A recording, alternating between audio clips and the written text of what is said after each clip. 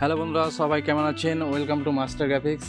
বন্ধুরা, আপনারা ব্যাকগ্রাউন্ডে যে ডবল এক্সপোজার ইমেজগুলি দেখতে পাচ্ছেন, এগুলি ফটোশপে নয়, ক্যানভাস সাহায্যে তৈরি করা।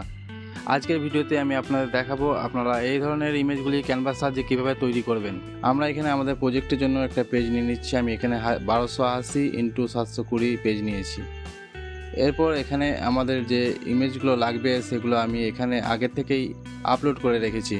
এরপর আমাদের ব্যাকগ্রাউন্ডে যে ইমেজটি থাকবে সেই ইমেজটা আমি এখানে একটা পেজেতে নিয়ে চলে আসছি। এরপর এটা জুম করে আমার যেরকম সাইজ লাগবে সেই সাইজ হিসেবে বসিয়ে নিয়ে আমি এটার ব্যাকগ্রাউন্ড রিমুভ করে দিচ্ছি।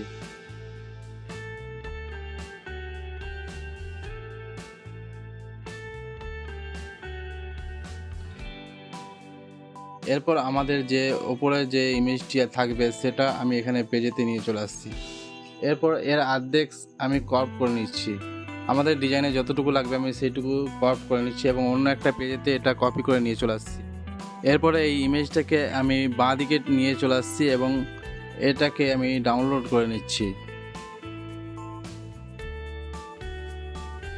আমাদের ইমেজটা ডাউনলোড হয়ে গেলে এটা আমি ড্র্যাগ করে আমাদের পেজে নিয়ে চলে আসছি এবং আগের যে ইমেজটি ছিল সেটি ডিলিট করে দিচ্ছি এবং এই ইমেজটিকে আমি পুরো পেজ বরাবর বসিয়ে নিচ্ছি।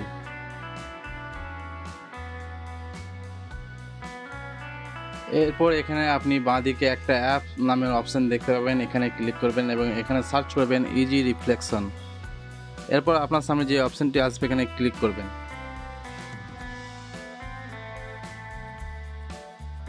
এরপর আপনার সামনে এরকম একটা বক্স আসবে, আপনি এখানে রাইট অপশানে ক্লিক করবেন এবং অফসেটটা একটু বাড়িয়ে নেবেন এবং অপাসাইটিটা ফুল করে নেবেন। এরপর অ্যাড টু ডিজাইন অপশানে ক্লিক করবেন। এরপর আপনি নিচের লেয়ারের ইমেজটি ডিলিট করে দেবেন এবং এই ইমেজটি কপি করে নিয়ে আপনি প্রথম পেজের ওপরে বসিয়ে দেবেন।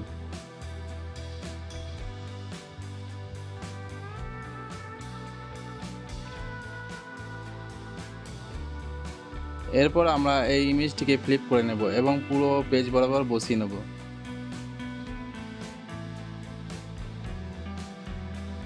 এরপর এটাকে আমি ড্র্যাগ করে ধরে আমি ডান দিকে নিয়ে চলে আসছি এবং আমার যেরকম পজিশন হিসেবে লাগবে আমি সেখানে বসিয়ে নিচ্ছি।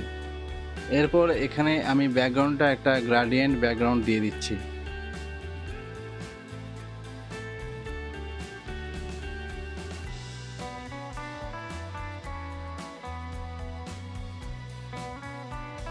এরপর এখানে আমাদের হেডলাইন লেখার জন্য টেক্সট অপশানে ক্লিক করছি এবং আমার এখানে ল্যাঙ্গুয়েজটা আমি বাংলা সিলেক্ট করে নিচ্ছি গুগল ইনপুট কি থেকে।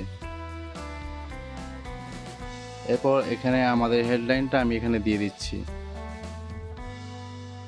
আমাদের হেডলাইন দেওয়া হয়ে গেছে। এরপর আমি জুম করে দেখাচ্ছি আমাদের ইমেজটি কীরকম হয়েছে। এবার দেখুন।